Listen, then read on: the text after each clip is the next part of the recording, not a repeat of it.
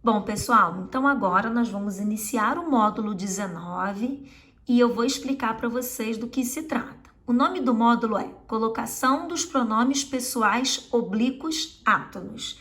Então, o que é isso? Pronomes pessoais oblíquos átonos. São esses pronomes aí, ó. Me, te, si, o, os, a, as, nos, vos, lhe e lhes. Esses pronomes são chamados de átonos porque eles não têm um significado próprio, eles não têm um sentido sozinhos. Sozinhos, eles não têm significado.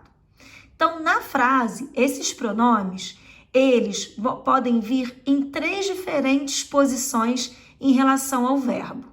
Antes, aí a gente se dá o nome de próclise, no meio, mesóclise, ou depois, que vai ser uma ênclise. E quando é que a gente usa um ou outro? Isso vai depender de alguns fatores. Então, vamos lá. Isso que a gente vai aprender agora. Bom, usa-se a próclise, ou seja, o pronome antes do verbo.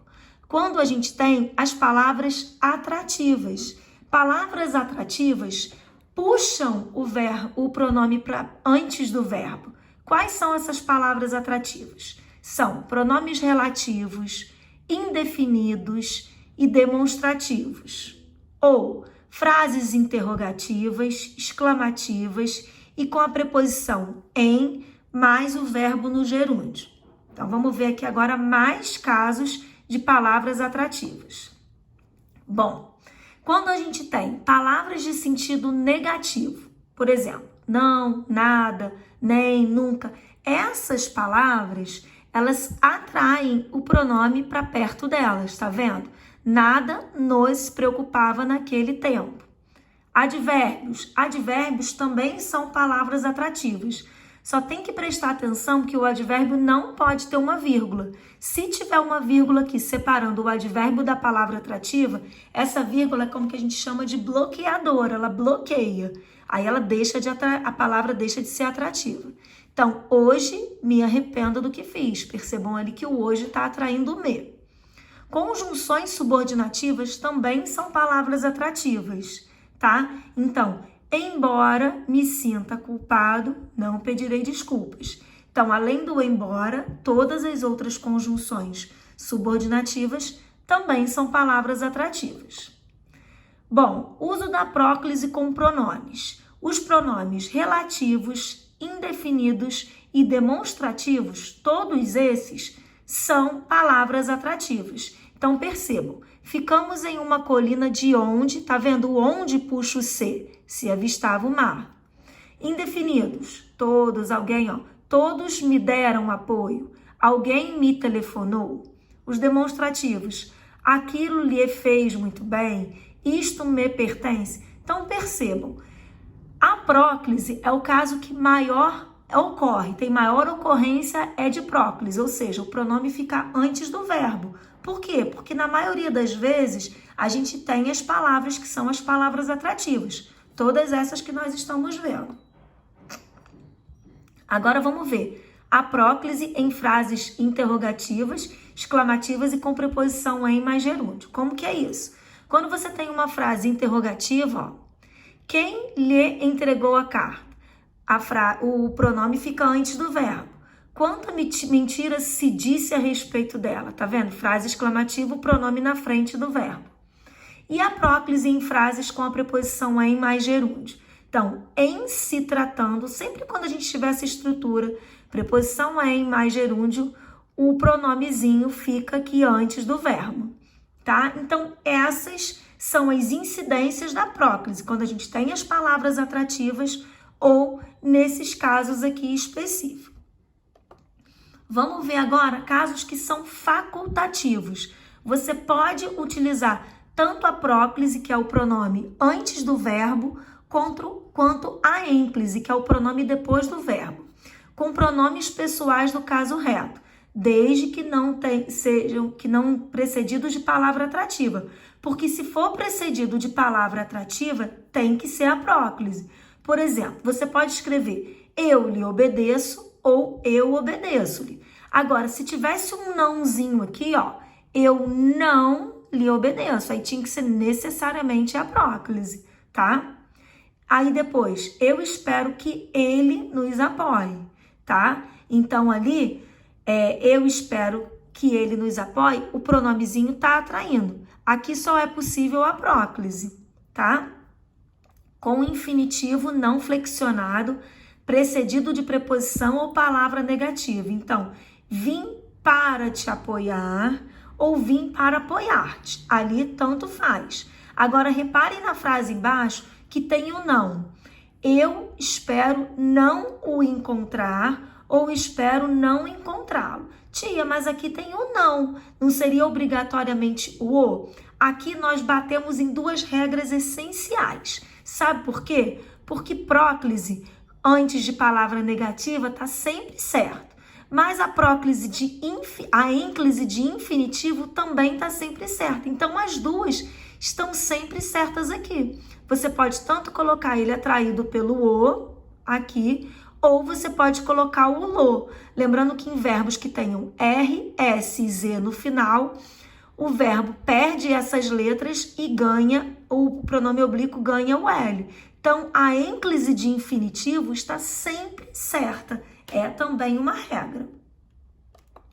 Bom, mesóclise. Essa talvez seja mais estranha a vocês, mas não é difícil. Quando é que o pronome fica no meio do verbo?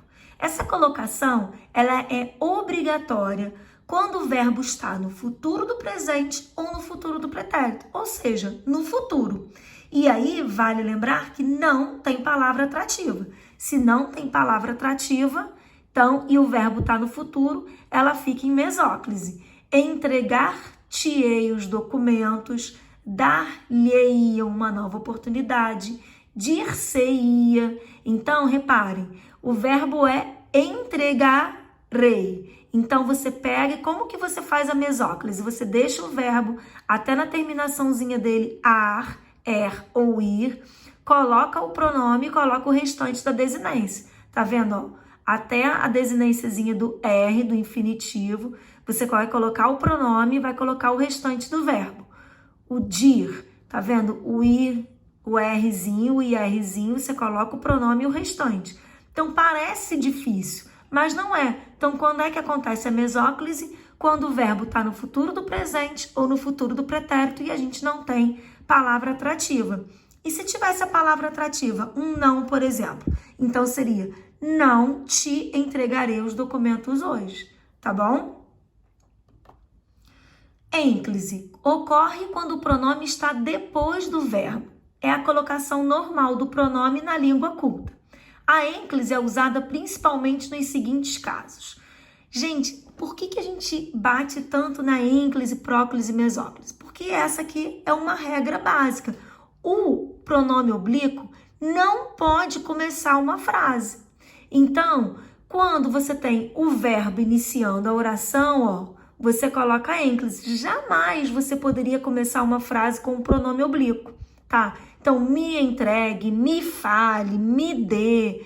Não pode começar a frase com o pronome oblíquo. Então, se você tem um verbo aqui, ele vai para a ênclise. Se esse verbo tivesse no futuro, seria mesóclise.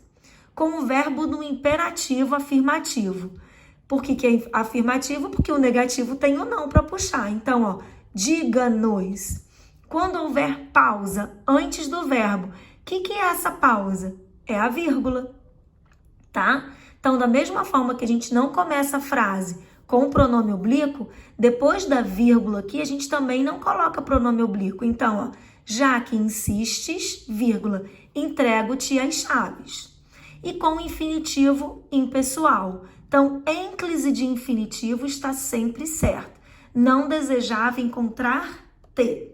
Bom, observações. Se o verbo que inicia a oração estiver no futuro, foi o que eu falei, a gente coloca mesóclise. De acordo com os padrões da norma culta, não se deve iniciar uma oração por um pronome oblíquo.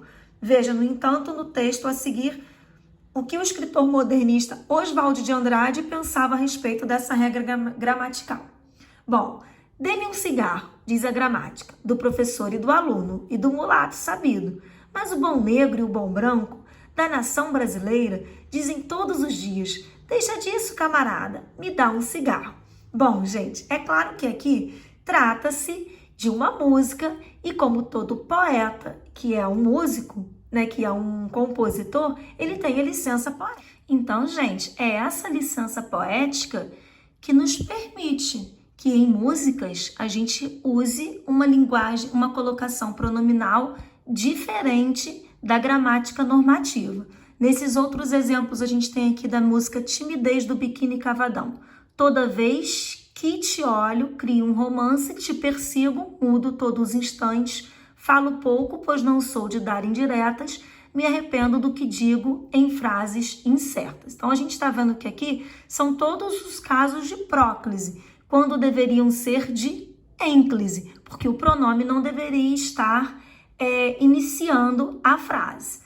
Bom, pessoal, lembra quando a gente estudou sobre variantes linguísticas e a gente aprendia sobre o que era adequado e inadequado? É isso. Em uma prova de língua portuguesa, em um vestibular, em um concurso, devemos seguir a norma culta. Porém, ou seja, escrever o pronome sempre depois do verbo.